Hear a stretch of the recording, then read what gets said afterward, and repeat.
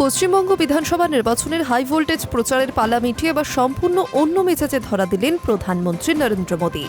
মঙ্গলবার সকালে সিকিমের গ্যাংটকে একদল খুদে ফুটবলারের সঙ্গে মাঠে নেমে পড়লেন প্রধানমন্ত্রী। পরনে ফুটবল গিয়ার, চোখে মুখে জন্মনে ভাব। প্রধানমন্ত্রীর এই ফুটবলার অবতার দেখে মুগ্ধ পাহাড়ি জনপদ। পাহাড়ি সকালে একেবারে খোশ মেজাজে ধরা দিলেন প্রধানমন্ত্রী নরেন্দ্র মোদী। বাংলার হেভিওয়েট প্রচার শেষ করার ঠিক পরের দিনই গ্যাংটকের সুন্দর এক সকালে স্থানীয় যুবকদের সঙ্গে ফুটবলও খেললেন তিনি।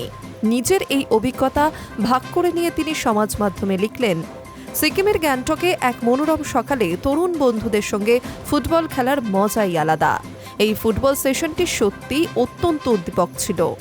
প্রধানমন্ত্রীকে ফুটবল পায়ে ড্রিবলিং করতে দেখে মাঠের চারিদিকে জমা হওয়া মানুষের মধ্যেও বিপুল উৎসাহ দেখা দেয়। এরপরই সিকিমের ৫০তম প্রতিষ্ঠা দিবসের সমাপ্তি অনুষ্ঠানে তিনি হাজির হন। মূলত সিকিমের ৫০তম রাজ্য প্রতিষ্ঠা দিবস উদযাপন অনুষ্ঠানের সমাপনী পর্বে যোগ দিতেই সোমবার গ্যাংটক পৌঁছান প্রধানমন্ত্রী। সেখানে পৌঁছে তিনি রাজ্যবাসীকে শুভেচ্ছা জানান এবং সিকিমের উন্নয়নের রূপরেখা নিয়ে আলোচনা করেন। সিকিমের পাহাড় ঘেরা শান্ত পরিবেশে প্রধানমন্ত্রীর এই ফুটবল খেলাকে তার রাজনৈতিক ব্যস্ততার মাঝে এক পশলা টাটকা বাতাস হিসেবে দেখছেন অনেকেই। ফুটবল মাঠের বাইরেও গ্যাংটকে এক ব্যস্ত সূচি ছিল প্রধানমন্ত্রী নরেন্দ্র মোদীর। তিনি সিকিমের পদ্ম পুরস্কার প্রাপকদের সঙ্গে একান্ত বৈঠকে মিলিত হন। এছাড়া বিভিন্ন ক্ষেত্রে বিশেষ অবদান রাখা সিকিমের কৃতি সন্তানদের সঙ্গেও কথাবার্তা বলেন তিনি।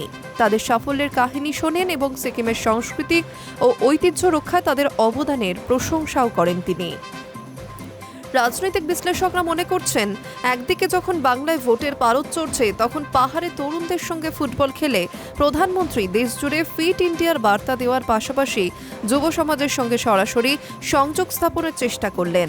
ফুটবল মাঠের এই প্রাণবন্ত ছবি বুঝিয়ে দিচ্ছে, বয়সের চেয়েও মনের সতেজতাই সবচেয়ে বড় কথা।